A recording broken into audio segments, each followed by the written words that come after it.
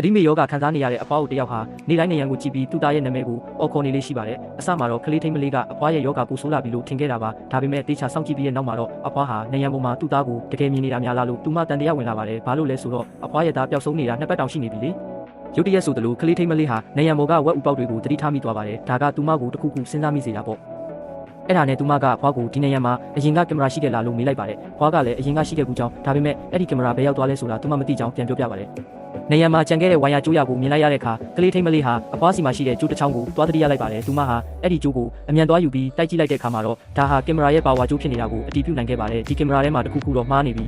။မကောင်းတဲ့လှုပ်ဝက်ချက်တွေရှိနေနိုင်တယ်လို့သူမခံမှန်းမိသွားပါတယ်။ဒါနဲ့သူမဟာသူမရဲ့အသင်းဖော်တွေကိုအကူအညီတောင်းဖို့ချက်ချင်းဖုန်းဆက်လိုက်ပါတယ်။အဲ့ဒီအချိန်မှာပဲရက်ွက်ထဲကအမိုက်ကားကအမိုက်တွေကိုလာသိမ်းသွားတာနဲ့ကြုံလိုက်ရပါတယ်။သူမအမိလိုက်ဖို့စူးစမ်းပေမဲ့တလန်းနောက်ကျသွားခဲ့တာပေါ့။အဲ့ဒီနောက်မှာတော့သူမရဲ့အသင်းဖော်တွေကစုံစမ်းကြည့်လိုက်တဲ့အခါအမိုက်ကားတွေဟာအနီးနားကအမိုက်ဆုံးပစ်တဲ့စက်ရုံစီကိုဦးတည်သွားတယ်ဆိုတာသိလိုက်ရပါတယ်။ကင်မရာကိုပြန်ရှာတွေ့ဖို့အတွက်သူတို့ဟာအကာအကွယ်ဝတ်စုံတွေဝတ်ပြီးအမိုက်ပုံကြီးထဲမှာတေချာရှာဖွေကြပါတော့တယ်။တော်တော်လေးစူးစမ်းပြီးတဲ့နောက်မှာတော့နောက်ဆုံးမှာပျောက်ဆုံးနေတဲ့ကင်မရာကိုပြန်ရှာတွေ့ခဲ့ပါတယ်။အဲ့ဒီနောက်မှာတော့ရဲတပ်ဖွဲ့ဝင်တွေဟာကင်မရာထဲကမှတ်တမ်းတွေကတစင်တကယ်ကိုတုံ့ပြန်စရာကောင်းတဲ့လှုပ်ဝက်ချက်ကြီးကိုဖော်ထုတ်နိုင်ခဲ့ပါတော့တယ်။